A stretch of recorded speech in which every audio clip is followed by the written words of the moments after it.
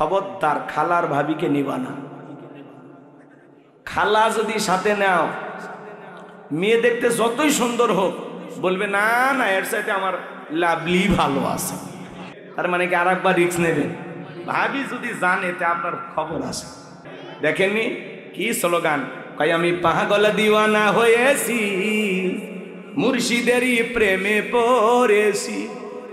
পীর সাহেবের বুকের ভিতরে যে এত শান্তি পাইছে, আনন্দের ঠেলায় গান গায়, বাবা আমি তোমায় ভালোবাসি, তোমার চরণ চুমিতে বাবা, তোমার চরণ চুমিতে বাবা, তোমার কাছে আসি গো বাবা, আমি তোমায় ভালোবাসি।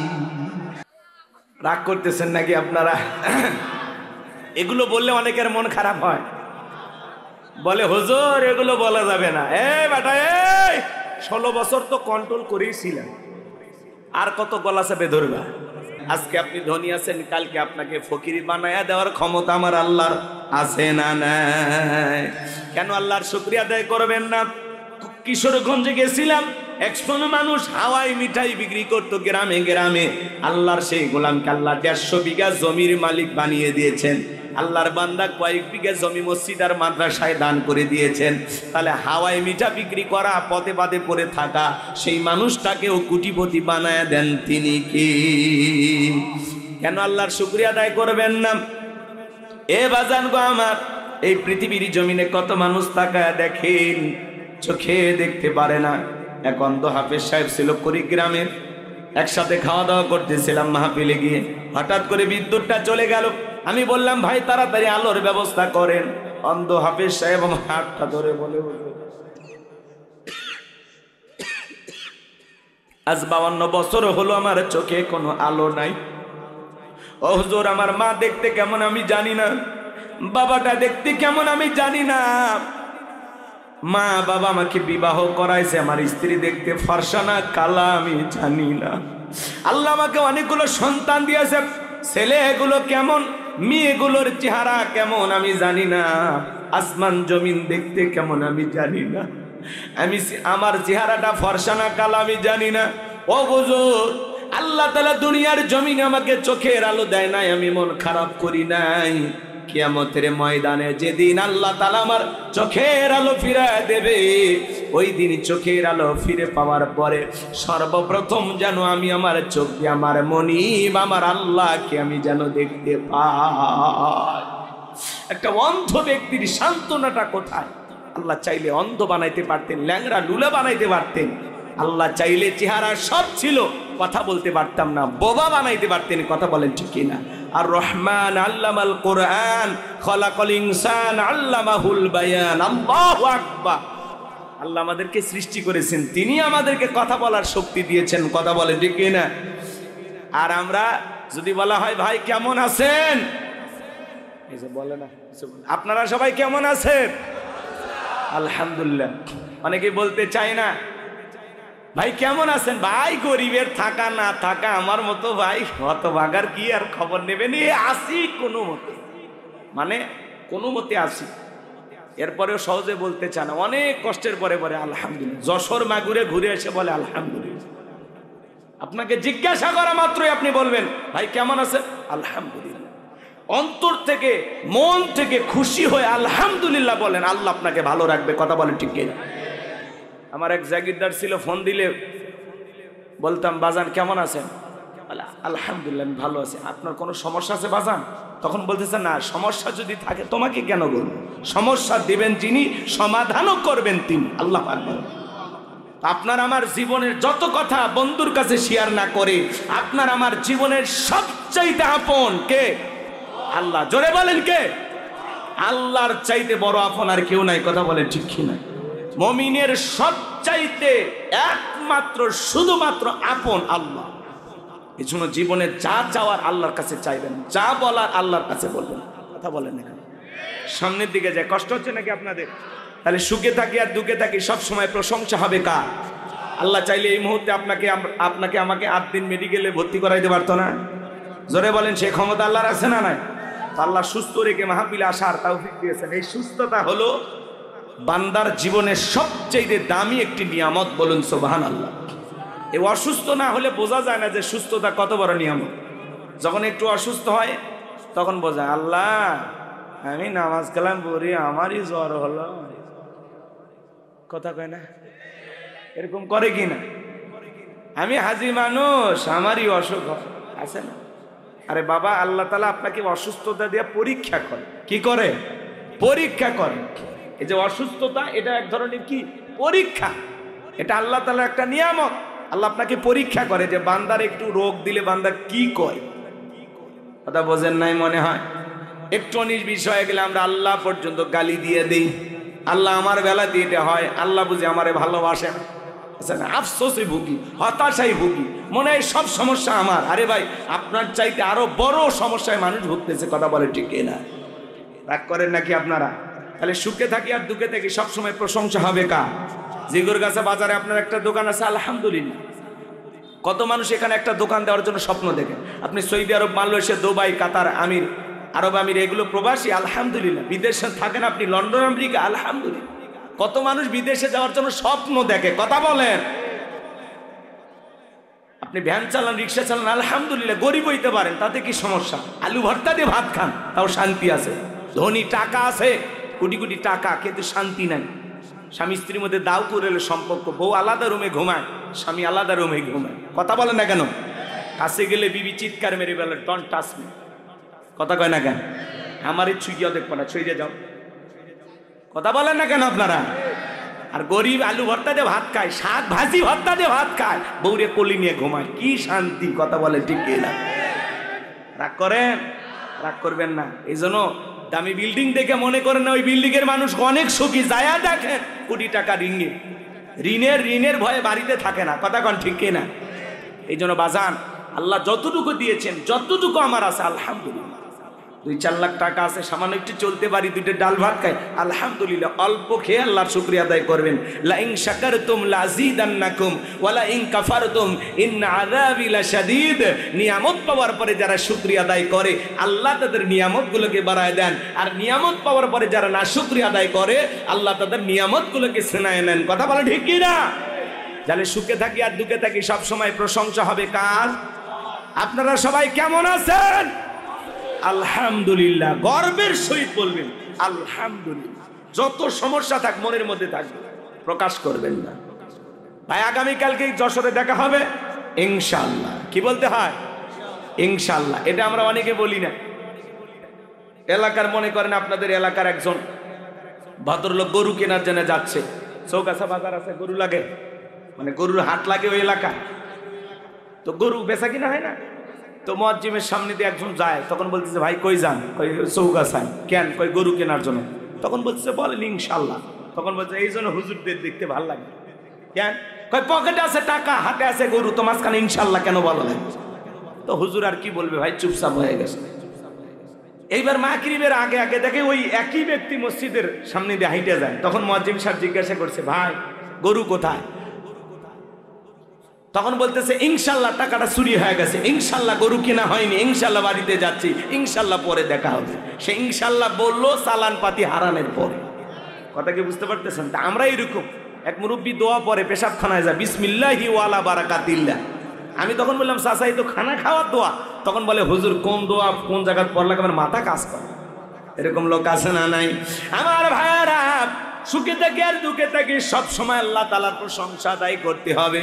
এই জন্য আমার আল্লাহ রাব্বুল আলামিন বলেন, ওয়ালাকাদ আতাইনা লুকমানাল হিকমাতা আনিশকুরু লিল্লাহ ওয়া মান ইয়াশকুরু ফাইন্নামা ইয়াশকুরু লিনাফসিহি ওয়া মান কাফারা ফাইন্নাল্লাহা গনিয়্যুন হামিদ। আমার আল্লাহ রাব্বুল আলামিন বলেন, আমি লোকমান হাকিমকে হিকমত দিয়েছিলাম, জ্ঞান দিয়েছিলাম এবং বলেছিলাম, লোকমান তুমি আমার শুকরিয়া আদায় করো। যারা শুকরিয়া আদায় করে সে তার নিজের জন্যই আদায় করে, আর যারা শুকরিয়া আদায় করে না তাদের জেনে রাখা উচিত আমি আল্লাহ অমুখাপেক্ষী, আমি আল্লাহ নিজেই প্রশংসিত। কোন বান্দার প্রশংসার জন্য আমি আল্লাহর দিন থেকে থাকে না। চিৎকার মেরে বলুন সুবহানাল্লাহ। তাহলে সব সময় প্রশংসা হবে একমাত্র কার? খেয়ে থাকি না খেয়ে থাকি, সুখে থাকি আর দুঃখে থাকি, ভালো থাকি আর মন্দ থাকি, হাসপাতালের বেডে থাকি আর ঘরে শুয়ে থাকি, সব সময় জবান দিয়ে যেন প্রশংসা চালু থাকবে কার? তাহলে জবান ছেড়ে সবাই একটু ভালোবাসা নিয়ে বলেন আলহামদুলিল্লাহ। এরপরে আল্লাহ রাব্বুল আলামিন বলেন ওয়া ইয ক্বালা লুকমানু লিবনিহি ওয়া হুয়া ইয়াইযুহু ইয়া বুনাইয়া লা তুশরিক বিল্লাহ ইন্নাশ শিরকা লাযুলমুন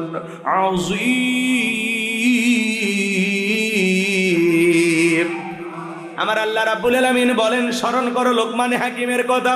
যখন লোকমান হাকিম তার কলিজার টুকরা সন্তানদেরকে একত্রিত করে, যুবকে বসো বসো, 12:30 বাজছে, তোমাদের জন্য স্পেশাল কিছু আলোচনা আছে, বলছি না?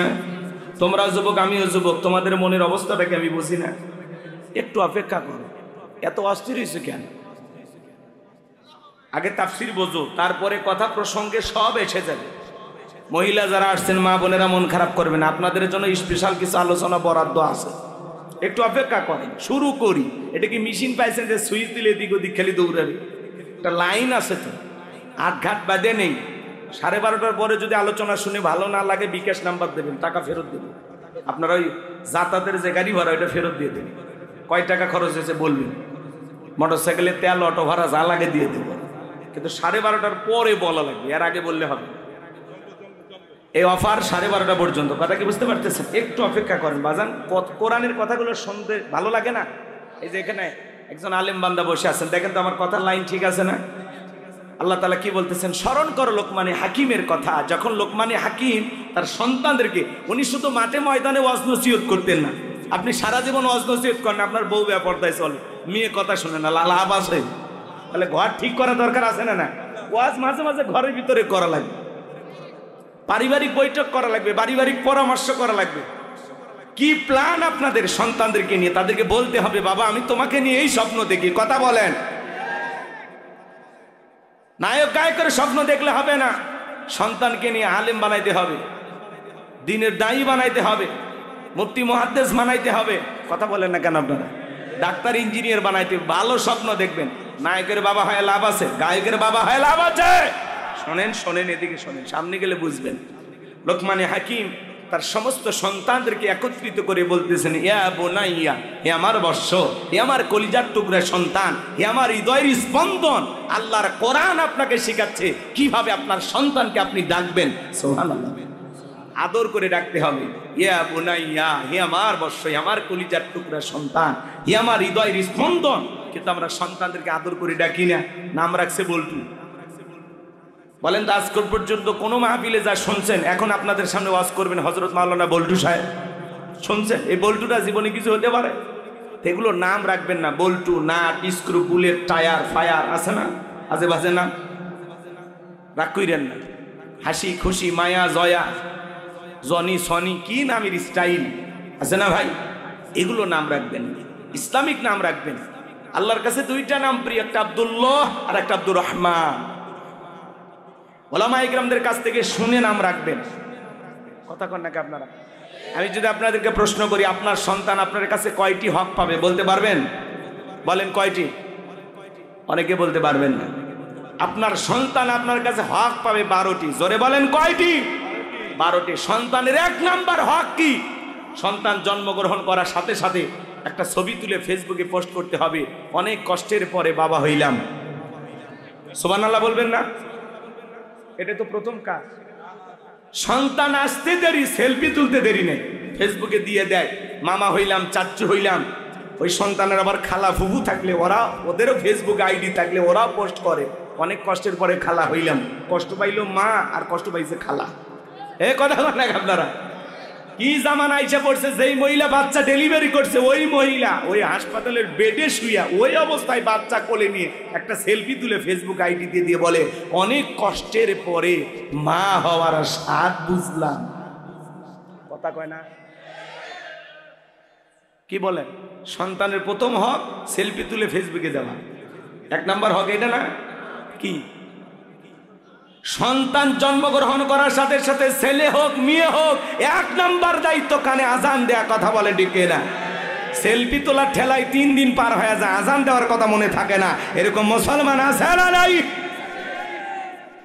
2 নম্বর তাহনিক করা। কানে জয় বাংলা বলবেন ভালো, ওগুলার বইলেন না। অনেক বলছেন স্লোগান হবে কার নামে? নেতার নামে স্লোগান দিয়ে লাভ আছে, দলের নামে স্লোগান দিয়ে লাভ আছে? স্লোগান হবে আল্লাহর নামে। অরব্বাকা ফাকাব্বির, তাকবীর হবে রবের নামে, স্লোগান হবে রবের নামে। যেই জমিনে আল্লাহর শ্রেষ্ঠত্ব বরত্ব ঘোষণা করা হয় ওই জমিনে শয়তানি শক্তি প্রতিষ্ঠিত হতে পারে।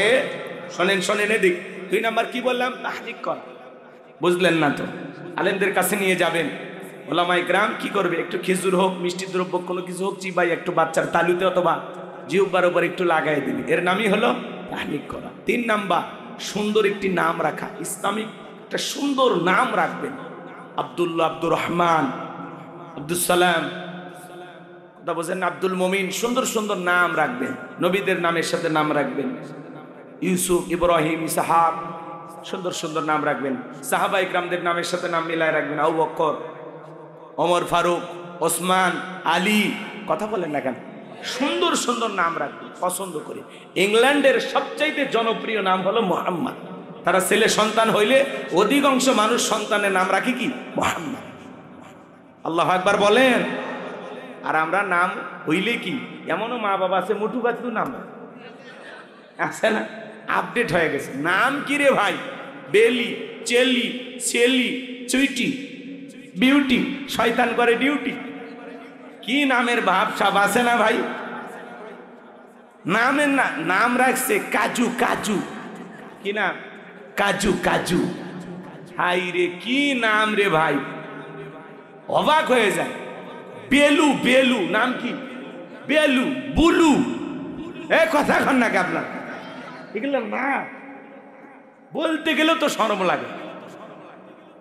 অনেক জায়গায় দেখবেন কি সুন্দর নাম রাখছে, ফরহাদ হোসেন টিক্কা। কি নাম? টিক্কা। বাকিগুলো বলবো, সময় লাগবে। 4 নম্বর সন্তান হোক তাদেরকে দিন শিখাইতে হবে, কোরআন সুন্নাহর জ্ঞান শিক্ষা দিতে হবে। তা করেন, ওইদিকে গেলে 1.5-2 ঘন্টা লেগে যাবে বাজান, ওইদিকে আমি যেতে চাচ্ছি না।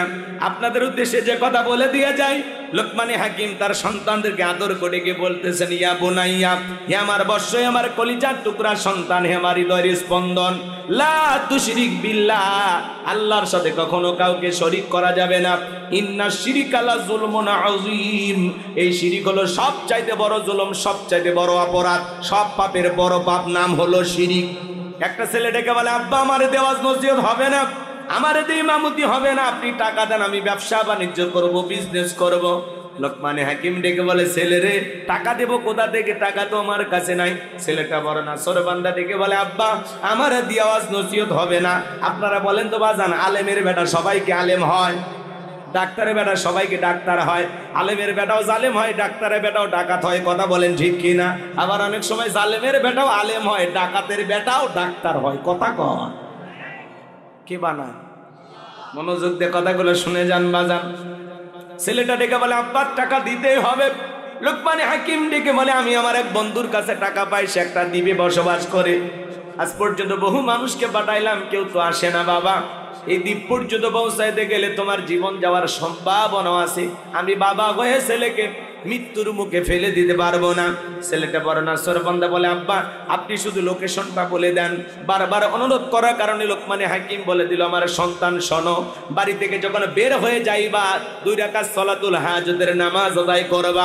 আনে মনে রাখবা, বিপদের আগে আর পরে 2 রাকাত সলাতুল হাজতের নামাজ আদায় করবা।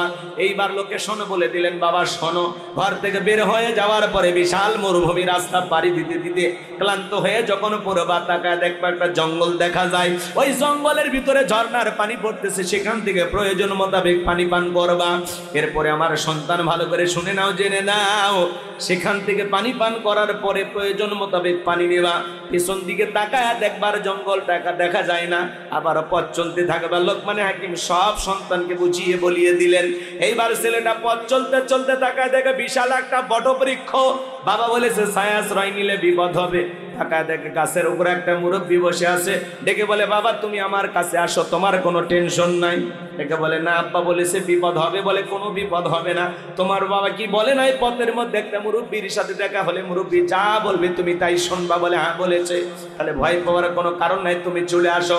এইবার লোকমানে হাকিমের সন্তান যখন বটবৃক্ষের ছায়া আশ্রয় নিলেন, ক্লান্ত শরীর মুহূর্তের মধ্যে ঘুম চলে আসলো। গাছের গোড়া থেকে একটা বিষাক্ত সাপ বের হয়ে লোকমানে হাকিমের সন্তানটাকে সবল মারলো। মুরব্বী তাকা দেখে সত্যি তো ছেলেটার বড় বিপদ হয়ে গেল। এবার সাপটাকে ধরলেন, তার সন্তানটাকে বিষ মুক্ত করলেন। ধারালো অস্ত্র দিয়া 2 টুকরো করে পিছনের অংশ ফেলায়া দিয়া মাথার অংশটা লোকমানে হাকিমের সন্তানের ব্যাগের ভিতরে রেখে দিলেন। এইবার ছেলেটা যখন ঘুম থেকে জাগ্রত হয়েছে, দিকে বলে, বাবা সত্যি তোমার বড় বিপদ হয়েছিল, বিষাক্ত সাপ তোমাকে সবল মেরেছিল, আমি তোমাকে বিষ মুক্ত করেছি, আর কোনো চিন্তার কারণ নাই। লোকমানে হাকিমের সন্তান আবারও 2 রাকাত সালাতুল হাজতের নামাজ আদায় করলেন। বাবা বলেছে বিপদের আগে আর পরে 2 রাকাত সালাতুল হাজতের নামাজ আদায় করাবা। এইবার লোকমানে হাকিমের সন্তান ডেকে বলে, মুরব্বী ওই জনবসিত এলাকায় গিয়ে বাবার পরিচয় বলে দিলে তারা আমাকে সেই দ্বীপের রাস্তাটা দেখিয়ে দিবে। মুরব্বী ডেকে বলে, বাবা আজকে যদি আমি তোমার সঙ্গী হই তোমার কি কোনো আপত্তি আছে? বলেন, আমার কোনো আপত্তি নাই। এইবার এই মুরব্বীকে নিজের সঙ্গী বানায় চলে গেলেন ওই জনবসিত এলাকায়। যা যখন তার বাবার পরিচয় দিলেন, আমি লোকমানে হাকিমের সন্তান, এই কারণে সবাই মহব্বত করতে লাগলেন, ভালোবাসা দেখাইতে লাগলেন। বাবার কারণে অনেক সময় মানুষ সন্তানকে ভালোবাসা দেয়। আল্লামা সাইদি হুজুরের সন্তান যদি জিগর গাছায় এসে বলে আমি আল্লামা সাইদির সন্তান, আপনারা কি ভালোবাসা দিবেন কিনা বলেন? অবশ্যই মহব্বত করবেন, খাইতে দিবেন, বসতে দিবেন, আদর আপ্যায়ন করবেন, হাদিয়া তহফা দিবেন। কথা বলে বাবার কারণে, বাবার কারণে। ডক্টর মিজানুর রহমান আজারি ভাই, তার সন্তান যদি আসে ভালোবাসা দিবেন কিনা বলেন?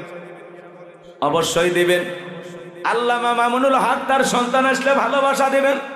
আমার মতো ভাঙ্গা মানুষটাকে আপনারা ভালোবাসেন, আমার সন্তান আসলেও ভালোবাসা দিবেন কিনা বলেন? মাশাআল্লাহ দেবেন। ঠিক আছে, বাবার কারণে মানুষ সম্মান করে। কথা বলেন ঠিক কি না? লোকমানে হাকিমের ছেলেটাকে সবাই ভালোবাসা দেখাইতে লাগলো। কেউ খাইতে দেয়, কেউ ঘুমানোর জায়গা দেয়। ওই এলাকা একটা সুন্দরী মহিলা ছিল। বাবা বলেছে, বাবা খবরদার, ওই এলাকায় যাওয়ার পরে একটা সুন্দরী নারী আছে, তারে কিন্তু বিবাহ করা যাবে না, করলেই কিন্তু তোমার বিপদ হবে। এইবার সবাই বলতেছে, ও লোকমানে হাকিমের সন্তান, এলাকা একটা সুন্দরী মেয়ে আছে, বিয়ে করো আর না করো, পাত্রীটা একবার দেখো। সবাই যখন অনুরোধ করলো, লোকমানে হাকিমের সন্তান এইবার চিন্তা করলো, সবাই যেহেতু বলে পাত্রীটা দেখার জন্য, পাত্রী দেখলে আর কি হবে, বিয়ে করি আর না করি পরে। এইবার পাত্রী দেখার জন্য চলে গেল। এইবার মেয়েটাকে যখন সামনে নিয়ে আসা হলো, এতটা সুন্দরী ছিল বাজান, সেই সময়ের বিশ্ব সুন্দরী বললেও ভুল হবে না। এতটা সুন্দরী, চোখ দুটি হরিণীর মতো কালো, কমলার মতো গাল, গোলাপের পাপড়ির মতো ঠোঁট, কি মায়াবী চেহারা। লোকমানে হাকিমের সন্তান দেখে মায়ায় পড়ে গেল। এত সুন্দরী মেয়ে অপছন্দ করার কোনো সুযোগ নাই। কথা বোঝেন নাই? পাত্রী দেখে পছন্দ হয়ে গেল। সবাই এবার দেখে বলতেছে, বাবা মেয়ে কি পছন্দ হয়েছে? কেমনে? বলে না, এত সুন্দর মেয়ে কেমনে বলবে আমার পছন্দ হয় নাই? সবাই ডেকে বলে, যেহেতু তুমি আমাদের একজন পরিচিত ভালোবাসার মানুষের সন্তান, তুমি যেহেতু লোকমান হাকিমের সন্তান, তোমার কাছে আমরা কোনো বিষয় গোপন রাখবো না। মেয়েটা দেখে পছন্দ হয়েছে ঠিক আছে, কিন্তু মেয়েটার একটা গোপন সমস্যা আছে। কথা কয় নাকি? রাগ করেন? পাত্রী দেখতে গেলে আশেপাশে আপনারা খোঁজ খবর নেন না, মেয়েটার কি অবস্থা?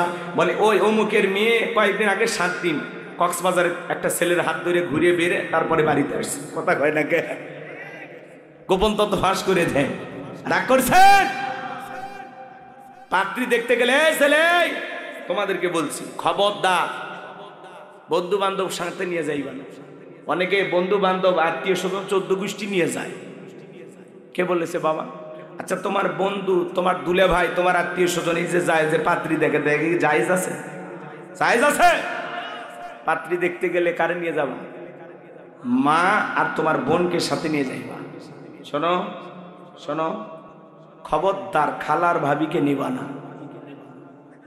খালা যদি সাথে নাও, মেয়ে দেখতে যতই সুন্দর হোক, বলবে না না এর সাথে আমার লাভলি ভালো আছে। তার মানে বাড়িতে একটা কে আছে? লাভলি আছে। লাভলি কার মেয়ে? খালার মেয়ে। কথা কয় না কে? খালা চাইবে যে বিয়েটা লাভলির সাথেই হোক, কথা কয় না কে?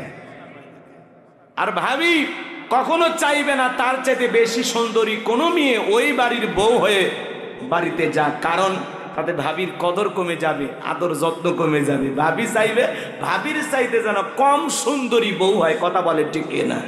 এই জন্য দুইজন মহিলাকে নেওয়া যাবে না, কিন্তু মা চাইবে আমার ছেলের বউটা যেন চাঁদের মতো সুন্দরী হয়। বোন চাইবে আমার ভাইয়ের যেন একটা সেই সুন্দরী ভাবি হয়, কারণ বোন আর মায়ের মধ্যে কোনো ষড়যন্ত্র নাই, নির্ভেজাল। রাগ করেন?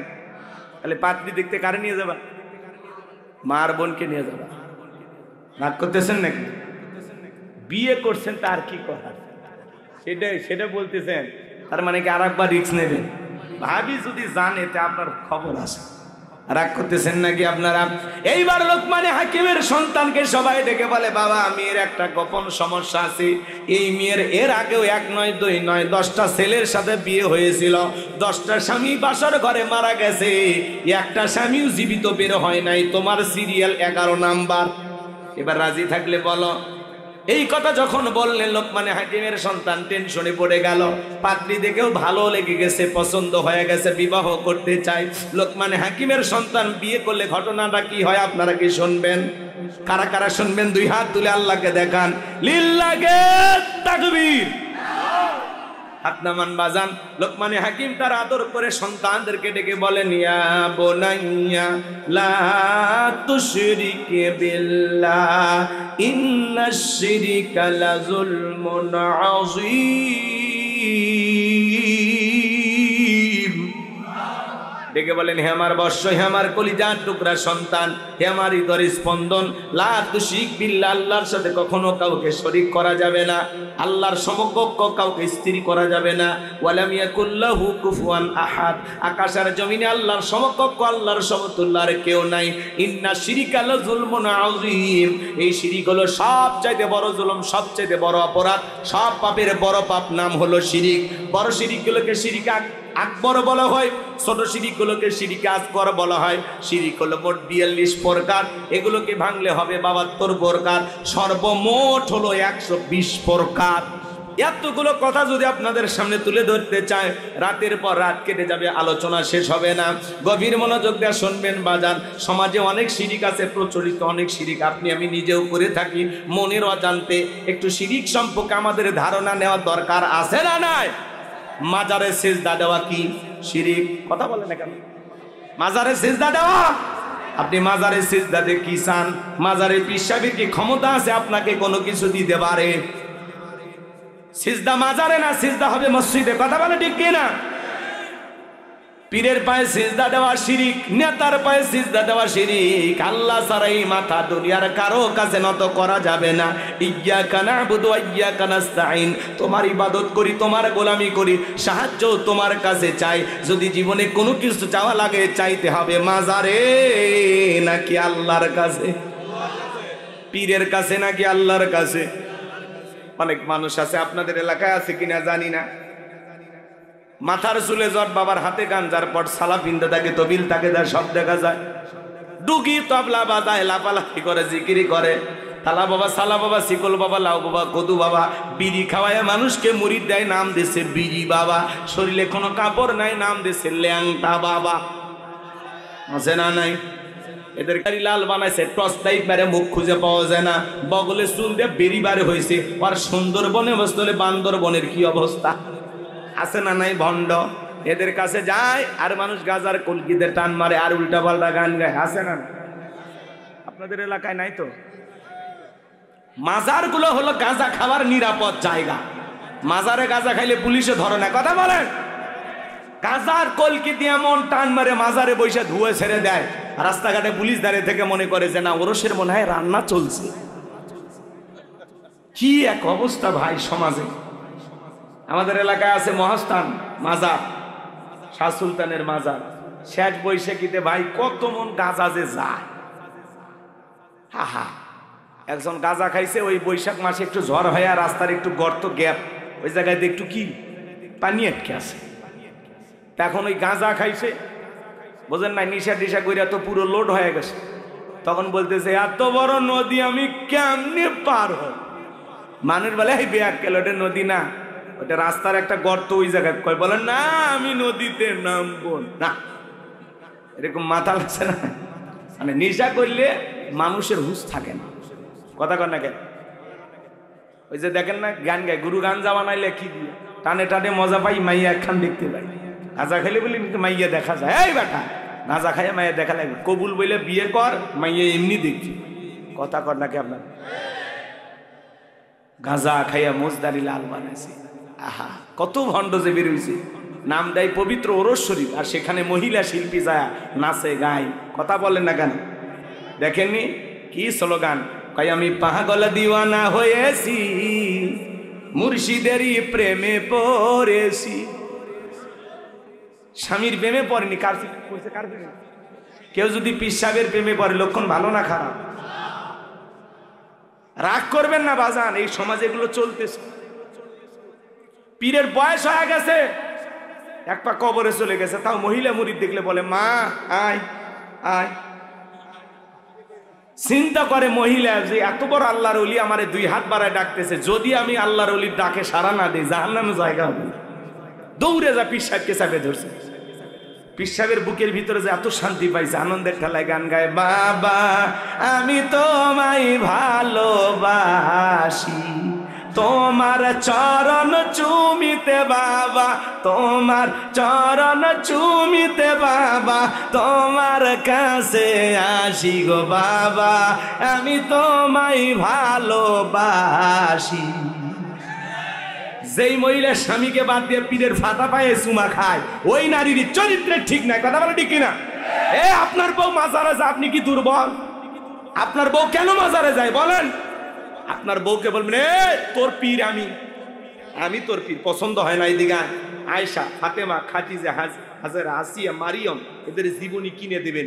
যেই নারীদের জীবনী পর এইভাবে জীবন গড়, এরপরে মর, জান্নাতের রাস্তা ধর। সব জান্নাতি নারী, এদের জীবনী কিনে দেন। কি পারবেন ইনশাল্লাহ? তাহলে মাজারে সেজদা দেওয়ার শিরিক। সন্তান যদি চাওয়া লাগে মাজারের পীর সাহেবের কাছে না, চাইতে হবে কার কাছে? আল্লাহর কাছে চাইবে। ইব্রাহিম খলিলুল্লাহকে 86 বছর বয়সে সন্তান দিয়েছেন কে? সে আল্লাহ আজও আছে না নাই? আল্লাহর কাছে চাইবেন। ফাইজা ফারাগাতা ফানসাব ওয়া ইলা রাব্বিকা ফারগাব।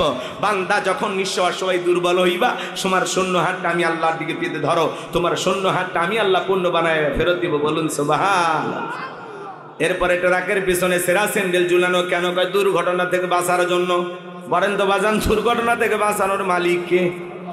এই যে আমরা আসলাম ঝিনাইদহ পার হইয়া, বিশাল ট্রাকে মুখোমুখি সংঘর্ষ, 2-1 জন মারা গেছে কিনা জানি না, বিশাল লম্বা জাম, ওখানে অনেকটা সময় চলে গেল আমাদের।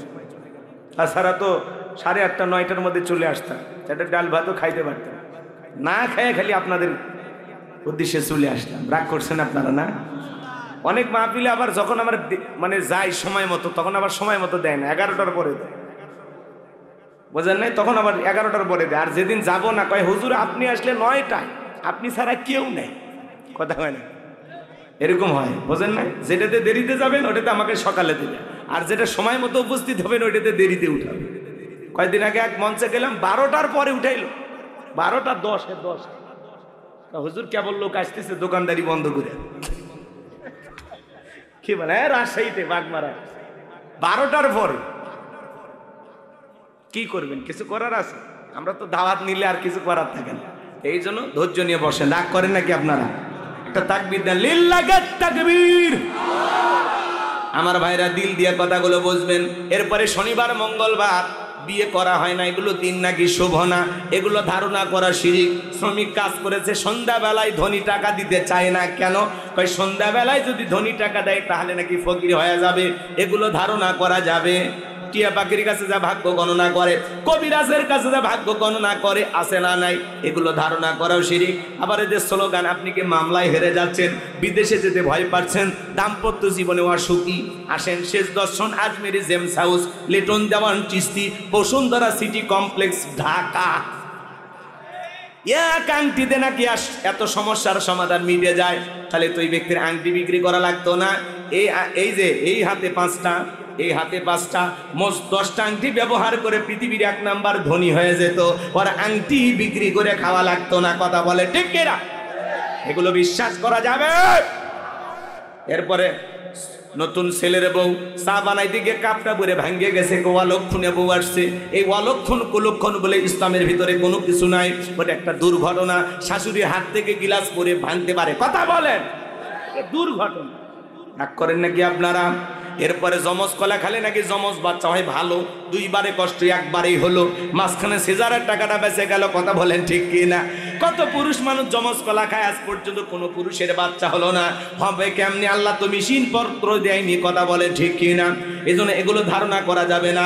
হাত চুল গেলে নাকি টাকা আসে ভালো, বান্ধেন 3 দিন হাত দুটা খুলে রাখেন, হাত চুলকে চামড়া উঠে যাবে, টাকা আসবে না।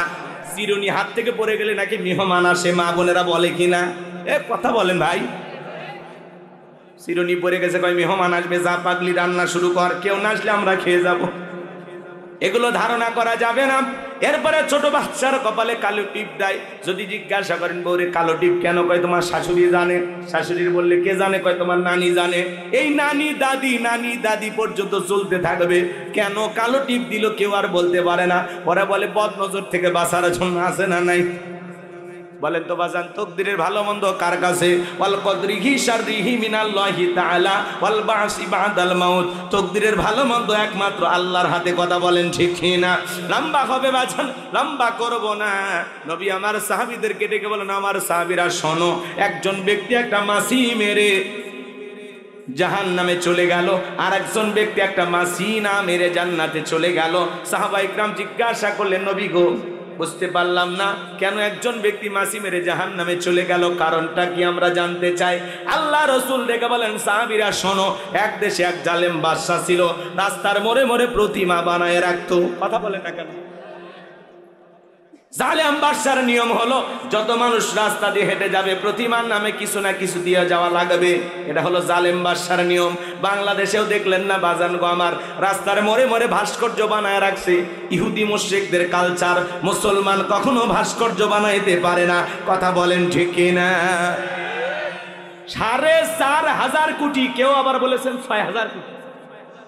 এই 4,500 হোক আর 6,000 কোটি টাকা হোক, এত কোটি টাকা খরচ করে যারা ভাস্কর্য বানাইছে, এই দেশের জনগণের টাকা নষ্ট করেছে। প্রত্যেকটা টাকার পাই টু পাই হিসাব আল্লাহর কাছে দিতে হবে। এই কথা বলেন।